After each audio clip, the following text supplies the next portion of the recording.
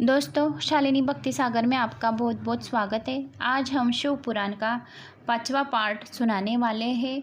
तो आइए ध्यान देकर सुनते हैं और श्रावण मास में अपनी रुद्र अभिषेक की प्राप्ति कर लेते हैं। और अगर आप मेरे चैनल पर नए हो तो लाल बटन पर सब्सक्राइब करना और बेल आइकन ज़रूर दबाना। कमेंट्स में जय श्री महाकाल लिखना। तो आइए सुनते हैं अपन अभी 5वां पार्ट शिव पुराण का। श्री गणेशाय नमो नमः। वक्रतुंड महाकाय सूर्यकोटि समप्रभ निर्विघ्नं कुरु मे देव सर्वकार्येषु सर्वदा। श्री गणेशाय नमः। कार्तिक स्वामी नमः। ओम नमः शिवाय नमः। ओम ह्रीं गौरीयै नमो नमः। हर हर महादेव शंभो उमापतियै नमो नमः। ऋषि बोले, हे सर्वथा वित्तम सूत जी, अब आप पूज्य के योग्य स्थान व समय बताइए। सूत जी बोले, देव यज्ञादि कर्मों से शुद्ध गृह बराबर फल देने वाला होता है। इससे 10 गुना गौओं के बांधने की जगह, उससे 10 गुना जल का तट, उससे 10 गुना बेल, तुलसी पीपल की जड़, देवालय, तीर्थ की तट, नदी, तीर्थ, नदी का तट, सप्तगंगा का तट, जिसमें गंगा, गोदावरी, कावेरी, ताम्रपर्णी, सिंधु, सरही, रेवो, 7 नदियों का सप्तगंगा कहलाती। इनसे 10 गुना फल समुद्र तट को और उससे 10 गुना पर्वत की चोटी पर पूजन करने से होता है। और सबसे अधिक फल तो वहाँ जहाँ मन रमे सतयुग में यज्ञ दानादि से पूर्ण फल की प्राप्ति होती है। त्रेता में तिहाई, द्वापर में आधी और कलयुग में चौथाई, और आधा से अधिक कलयुग बीतने पर इससे भी कम फल की प्राप्ति होती है। परंतु शुद्ध हृदय से किया हुआ कर्म या पूजन बराबर फल देता है। इससे 10 गुना फल रवि संक्रांति के दिन, उससे 10 गुना तुला मेष संक्रांति के दिन, और तथा चंद्र ग्रहण से भी उससे भी 10 गुना फल की प्राप्ति होती है, तथा सूर्य ग्रहण में उससे भी 10 गुना फल की प्राप्ति होती है। क्योंकि यह उत्तम और पूर्ण फल की उस समय जप और आदि करना संयमित होने से पुण्यदायक है। और ऐसा समय सत्पुरुषों की संगति करने को फल करोड़ों सूर्य के समान होता है। तपोनिष्ठ, ज्ञान निष्ठ और योगी यदि पूजा के पात्र है, ऐसे समय में जो इनकी पूजा करता है उसके पाप क्षय हो जाते हैं। फिर यह ब्राह्मण की पूजा का पात्र है, जिसने 24 लाख गायत्री का जप किया हो, वह संपूर्ण काल और योग्य का दाता है। वह अपने दाता को पापों की रक्षा करती है, इससे वह गायत्री कहलाती है। गायत्री से जाप से शुद्ध हुआ ही ब्राह्मण शूद्र है, वही सब प्रकार से योग्य पात्र है। नर नारी आदि जीव कोई भी भूखा हो वह अन्नदान का पात्र है। इच्छा वाले हो को देने का अभिवाष्टिदायक है। मांगने पर दिया तो आधा फल, सेवक को दिया तो चौथाई फल, और आदि ब्राह्मण को दीन दिया तो देने से 10 वर्ष का फल प्राप्त होता है। ब्राह्मण तो जाति से ब्राह्मण ही है। यदि ब्राह्मण वेद पाठी है, गायत्री से जाप युक्त है, तो उसे दान देने से वैकुंठ की प्राप्ति होती है। शिव भक्तों को दान देने से कैलाश की प्राप्ति होती है। सभी प्रकार के दान जिसे उद्देश्य से दिए जाते हैं उसी प्रकार का फल प्राप्त होता है। जैसे थोड़ा सा बहुत देवार्पण बुद्धि से किया हुआ दान अंत भोग होता है। मनुष्य को तप और दान ये दोनों ही सर्वथा करना चाहिए। देवताओं की तृप्ति के लिए सभी भोग मिलते हैं। ईश्वरार्पण बुद्धि से दान करे तो मोक्ष मिलता है। इस अध्याय के पढ़ने सुनने से धर्म बुद्धि की उत्पन्न होती है और ज्ञान की सिद्धि प्राप्त होती है। ऋषि बोले, हे सूत जी, अब आप हमें उसे पार्थिव पूजन विधि बतलाइए जिससे सभी अभिष्ट सिद्ध होते। सूत जी बोले, महर्षियों, मिट्टी से बनाई हुई प्रतिमा का पूजन करने से पुरुष हो या स्त्री सभी को मनोरथ पूर्ण होते। इसलिए नदी, तालाब, कुआं या जल के भीतर की मिट्टी लाकर सुगंधित द्रव्य से चूर्ण उसका सेवन करें और उसे अच्छे मंडप से बिठाकर दूध डालकर अपने हाथों से सुंदर प्रतिमा बनावे। फिर पद्मासन से स्थित होकर उस पार्थिव प्रतिमा का आदर से पूजन करें। श्री गणेश, सूर्य, विष्णु, पार्वती, शिव जी की मूर्ति और शिव जी के शिवलिंग को तो ब्राह्मण सदैव पूजन करे। जो इस प्रकार षोडोपचार युक्त पूजन करता है उसके मनोरथ अवश्य ही सिद्ध होते। किसी भी देवता को स्थापित किए हुए लिंग पर 3 सेर नैवेद्य और स्वयं उत्पन्न हुई लिंग पर 5 सेर नैवेद्य चढ़ाने का नियम है। इस प्रकार जो 1000 नैवेद्य चढ़ाता है, यदि वह ब्राह्मण है तो उसे सत्यलोक की प्राप्ति होती है। ये सत्य है। 12 अंगुल चौड़ा और 25 अंगुल लंबा यह लिंग है तो प्रमाण, और तथा 15 अंगुल ऊंचा है तो लोहे या लकड़ी के बनाए पात्र भी शिव नाम ही है। ऐसे लिंगों की पूजा कहलाती है। इनके अभिषेक से आत्मबुद्धि, गंध चढ़ाने की पुण्य प्राप्ति होती है, नैवेद्य चढ़ाने से आयु और तृप्ति की प्राप्ति होती है, धूप देने से धन की प्राप्ति होती है और दीप से ज्ञान और तंबुल से भोग मिलता है। अंत एवं स्नान आदि ये 6 पूजन है। अंग का यत्न पूर्वक साधन करें। नमस्कार और जप दोनों सभी अभिष्टिदायक है। इनकी पूजा के अंत में अवश्य करें, क्योंकि इनसे भोग और मोक्ष दोनों की प्राप्ति होती। मानसिक पूजन भी इनको अवश्य ही व्यवहार में लावे। जो जिस देवता की पूजा करता है वह उस देवता के लोक की प्राप्ति होती है। इसके साथ साथ उसके बीच के लोकों में यह यथेष्ट भोग मिलते हैं। महर्षियों, आप श्रद्धा से सुनिए। मैं विशेष रीति से इनका वर्णन करता हूँ। इस भूलोक में श्री गणेश जी के सम्यक प्रकार से पूजनीय है। इनके जिनके अभिष्टि सिद्ध होती है, जैसा शिवजी ने नियत किया है उसके अनुसार तिथिवार, नक्षत्र आदि का समुचर विचार कर जो सुविधि इनकी पूजा करता है उसके कौन से मनोरथ पूर्ण नहीं होते। श्री गणेश पूजन से सभी पाप दूर भाग जाते हैं और अपने सभी अभिष्टों की पूर्ण करते हुए मोक्ष तक पहुंच जाता है। इसी प्रकार श्री विष्णु जी तथा और देवताओं भी जो जिसकी पूजा करना चाहता है उन देवताओं को वार, तिथि, नक्षत्र का विचार कर षोडचार पूजन भजन करें। इसके अभिष्ट की प्राप्ति होती है। फिर शिव जी का पूजन तो सब मनोरथों को देने वाला है। जो आद्रा नक्षत्र और महाआद्रा में माँ कृष्ण चतुर्दशी को शिवजी का पूजन करता है उसकी आयु बढ़ती है, नक्षत्र मृत्यु हरण होती है और सर्व सिद्धि प्राप्ति होती है। ऐसे ही और भी नक्षत्र, महीनों, वारों में शिवजी का पूजा का अद्भुत महात्म्य बताया गया है। शिवजी का यजन भोग और मोक्ष देने वाला है। वारों को हिसाब में कार्तिक मास में देवताओं का यजन विशेष फलदायक होता है। विद्वानों को उचित वह उस महीने में सब देवताओं का यजन करे, क्योंकि कार्तिक मास में देवताओं का यजन सर्वभोग प्रद है और सर्व व्याधि हरता है। कार्तिक मास में रविवार के दिन जो सूर्य की पूजा करता है और तेल तथा कपास का दान करता है उसके यदि कुष्ठ रोग हो तो वह दूर हो जाता है। इसी प्रकार शिवजी की पूजा के अनेक विधान हैं। जो अपने मन को या जीवन को शिवजी को अर्पण कर देता है उसको शिवजी स्वसायुज्य मुक्ति प्रदान करता है। योनि और लिंग इन दोनों स्वरूपों को शिवजी के स्वरूप में समाविष्ट होने के कारण शिवजी जगत के जन्म निरूपण है और इसे नाते से जन्म की निवृत्ति के लिए शिवजी का जन्म प्रजा का अलग विधान भी है। जैसे अखिल जगत बिंदु नादात्मक है, जिसमें बिंदु शक्ति है और नाद नाम शिवजी का है। बिंदु का आधार वाद है और जगत का आधार बिंदु है। अंत में ये दोनों ही जगत के आधार हुए हैं। बिंदु देवी और नाद शिव है, इससे ये दोनों शिवलिंग इसका नाम से कहे गए हैं। अंत जन्म की निवृत्ति के लिए शिवलिंग पूजे। देवी रूप माता बिंदु और शिव का रूप पिता है। नाद है, पूज्य माता पिता की पूजा करने से निश्चय ही परमानंद की प्राप्ति होती है। जिसमें परम आनंद की इच्छा हो वह शिवलिंग पूजा करे। जैसे जो पुत्र माता पिता की सेवा करता है उस पर माता पिता कृपालु रहते हैं, वैसे शिवलिंग माता पिता ही है। इसके मुख्य रूप को जानकर उनकी पूजा करें। हे मुनि पुंगो, जैसे भर्ग अर्थात प्रकृति और पुरुष ये 2 जन्म है मुख्य है, वैसे शिवलिंग भी है। पुरुष से प्रकृति में मेल ही जन्म कहलाता है और प्रकृति से व्यक्त हुआ तो दूसरा जन्म कहलाता है। अंत एवं जंतु पुरुष से ही जन्म और मृत्यु जन्म बारंबार है प्राप्त कर लेता है। माया से जन्म जीर्ण और इसी से जीव नाम पड़ जाता है। जिनमें जन्म होते ये फांसी से बन जाता है और इसी से जीव शब्द का यह अर्थ हुआ है। अंत एवं जन्म की फांसी से छूटने के लिए जन्मलिंग को अच्छी तरह पूजे। भस्भग प्रकृति का नाम पड़ा। यह प्राकृत शब्द मात्रा आदि से प्राकृत तथा इंद्रिय और भोजन से भोग। यह भोग ऐसा शब्द है अंत में मुख्य भोग तो प्रकृति और भगवान श्री शिवजी भगवान कह गए हैं। इस प्रकार से ही भगवान भोग को दाता कोई नहीं मौका देने वाला है। भग में स्वामी भगवान ही भर्ग है। भग यहाँ वहाँ नित्य भोग के लिए है, इसलिए श्री भग वाले महादेव शिवलिंग की पूजा करना ही योग्य है। शिव भक्त के मिलाप का नाम लिंग है। शिवजी अपने लिंग के पूजा करने से प्रसन्न हो जाते हैं। जो इस लिंग को सादर पूजन करता है वह जन्म आदि से निवृत्त हो जाता है। आदित्यवार के दिन पंचगव्य द्वारा शिवजी का स्नान करावे। गोबर, गोमूत्र, गोदुग्ध, गोघृत और मधु यह पंचगव्य है।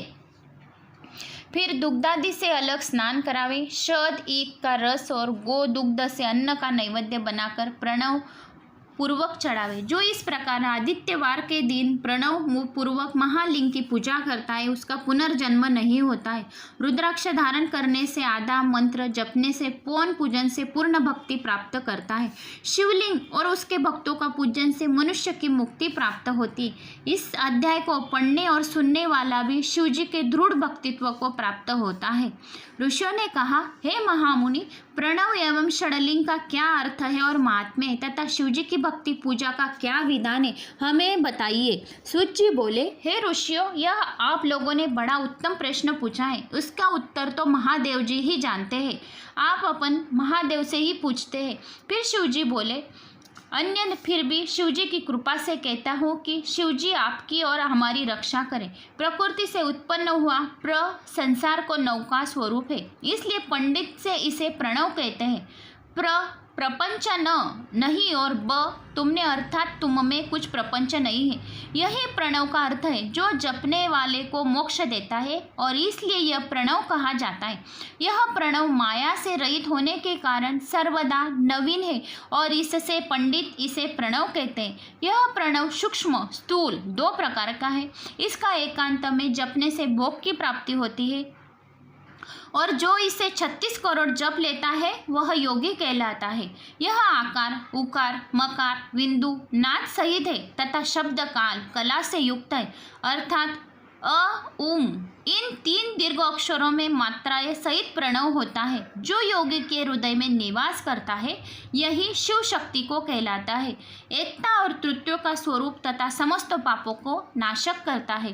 प्रवृत्ति से इच्छाओं का रहस्य प्रणव को जप से सारे पाप स्वयं ही दूर हो जाते हैं तथा निवृत्ति की इच्छाओं के दीर्घ जप करना चाहिए। वेद के आदि में तथा दोनों के समय का संध्या वंदन सर्वप्रथम ओंकार का प्रयोग करना चाहिए। प्रणव के 9 करोड़ जप से पुरुष शुद्ध हो जाता है, फिर 9 करोड़ जप से पृथ्वी का जप, फिर इतने ही जप तेज का, इतने ही 9 करोड़ जप से वायु का, 9 करोड़ से गंधादि का जाप होता है।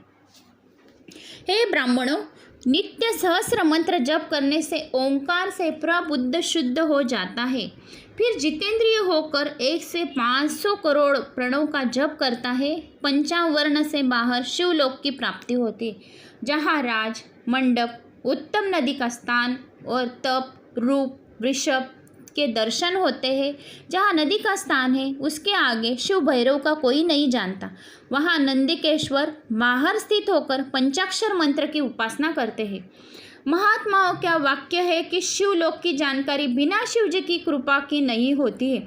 जो ब्राह्मण और गुरु से प्राप्त कर शिव पंचाक्षरी का 5 लाख जप करता है उसकी आयु बढ़ती है, स्त्रीत्व से छूट जाती है, क्षत्रिय क्षत्रित्व से छूटकर ब्राह्मण हो जाता है, पुण्य मुक्ति हो जाती है, वैश्य और वैश्यत्व से छूट क्षत्रिय हो जाता है और वह ब्राह्मण कहलाता है, तथा शूद्र 25,000 जपे तो वह ब्राह्मण के समान शुद्ध हो जाता है। क्योंकि यह मंत्र शिव स्वरूप है, इसको धारण कर लेता है वह शिव स्वरूप हो जाता है। शिव की भक्ति यह महानता है।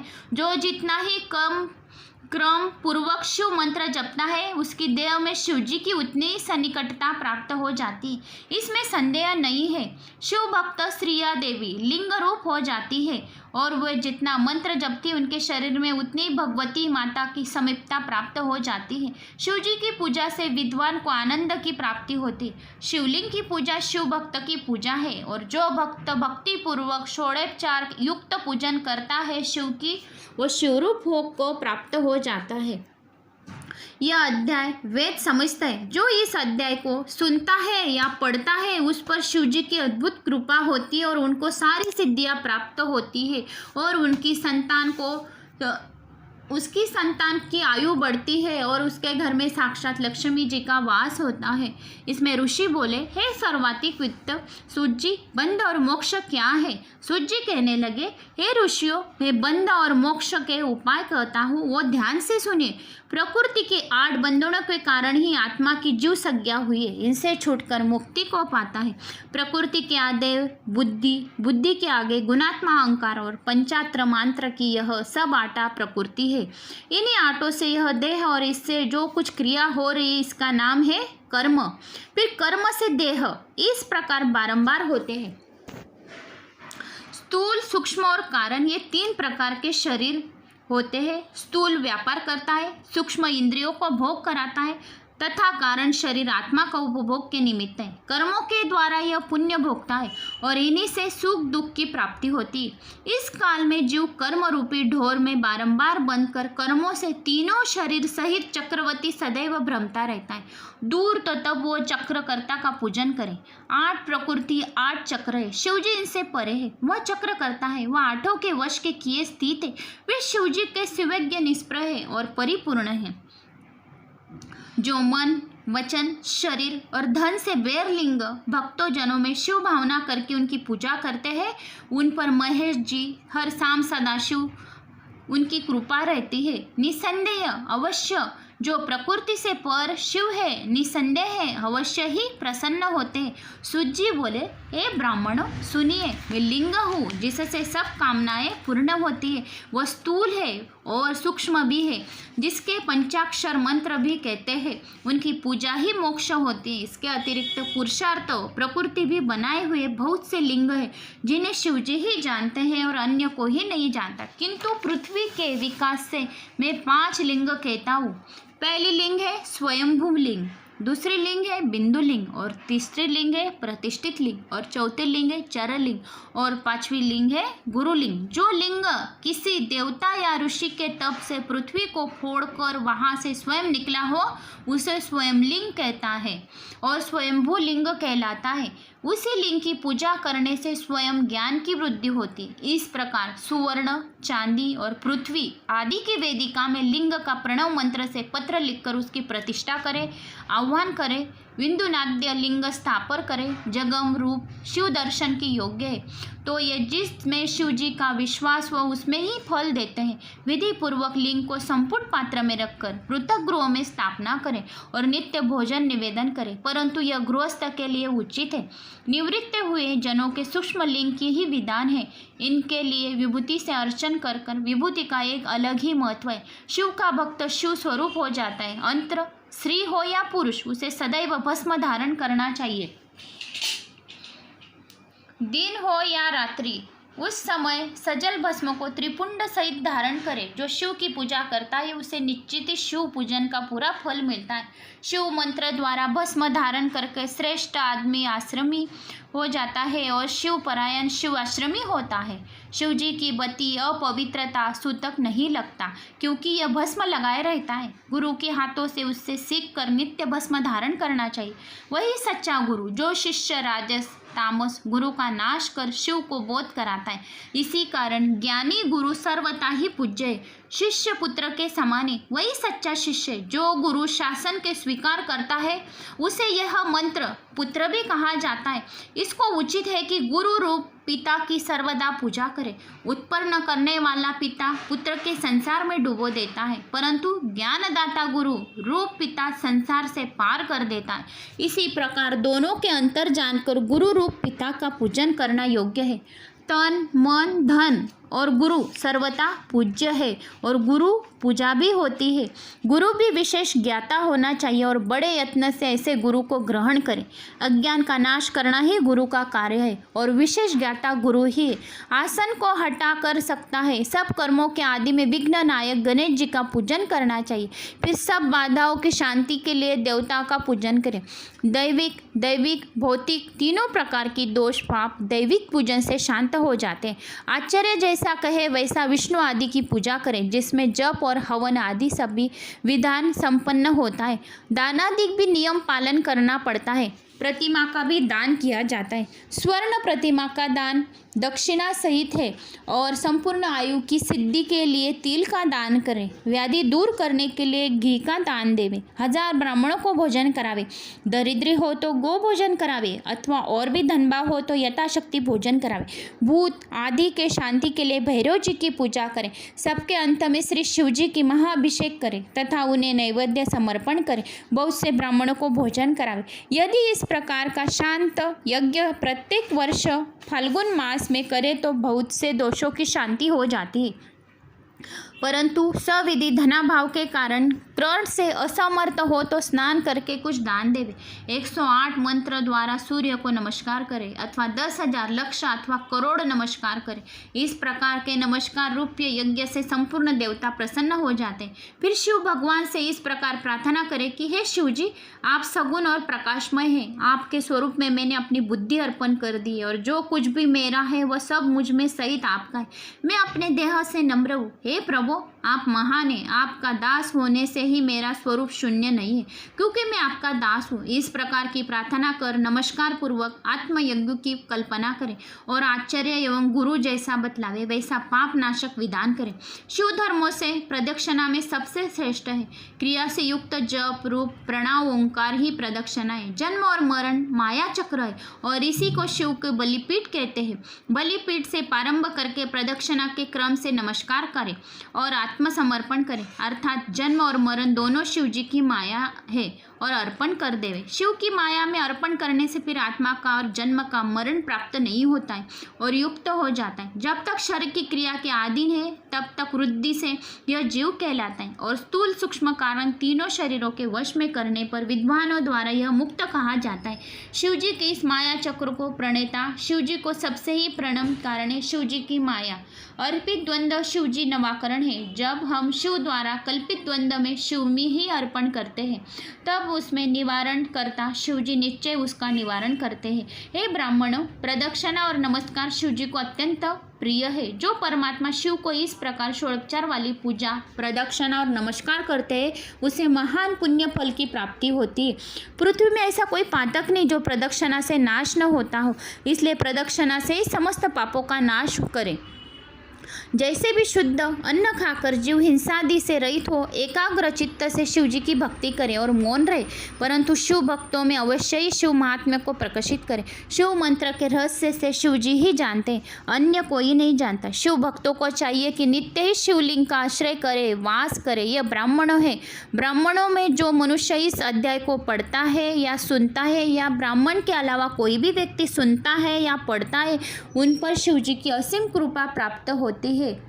तो दोस्तों, ये रहा अपना 5वां पाठ। इसमें भी शिव जी के कौन कितने लिंग है और कितने प्रकार के हैं, इसमें 5 प्रकार के लिंग अपने को बताई गई है और उसकी महानता क्या क्या है, ये सारे मैं आपको सुनाती हूँ।